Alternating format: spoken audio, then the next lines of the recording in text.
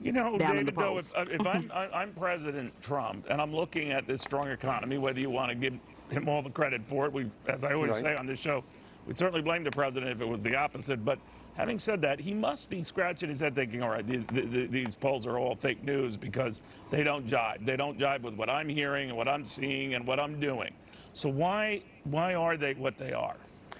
So I think what you're seeing are two things. One, the Democrats are shifting, as Chris mentioned, deep into socialist territory, and you're seeing Bernie and Elizabeth Warren benefit from that as they're both rising up in the polls, getting closer to Biden in those Democratic primary polls. But you're also seeing Biden have to now shift and flip long-time held positions where, like on the Green New Deal, he's now further left than Obama was, where originally he said it wasn't a big deal.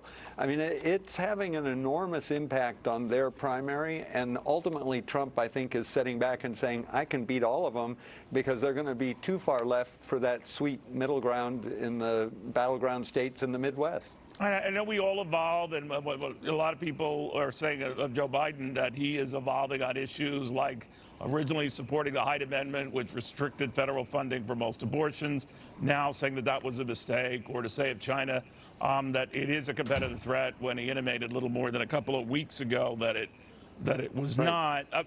Chris, does that come back to Biden? Yeah, absolutely. I mean, Joe Biden trying to twist himself into a pretzel to say that China was a friend of ours just to hurt President Trump, that's not very statesmanlike behavior. And Biden has gotten a reputation as being a moderate for years. I don't think it's deserved. He was a leader in the Obama administration on pushing a more liberal agenda. Barack Obama did not run on gay marriage. Joe Biden made that the center of the administration later on with what people later called a gaffe. Going back and forth on these policy decisions, sometimes 3 times in 24 hours, like he did with the Hyde Amendment, that seems like it's a campaign problem in the beginning of some of the gaffes which have tripped him up in the past. You know, Tessa, when you look at who has evolved now to challenge, let's say, Bernie Sanders for the hard left, despite the concerns some have raised about Joe Biden moving more hard left, he's got a lot more competition. You mentioned Elizabeth Warren. You know, you could go down the list of the candidates who espoused what were Bernie Sanders' views, but taking it to the next level. Who survives that?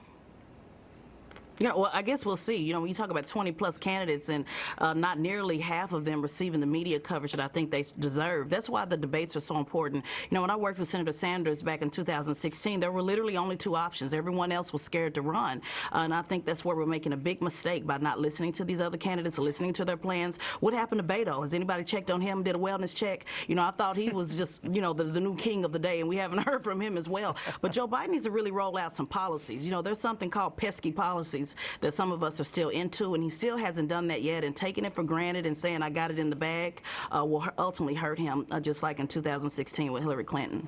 All right, we'll watch it very closely. Guys, I want to thank you all very much. A quick peek at the corner of Wall and Broad now. The Dow down about 56 points. Not getting buffeted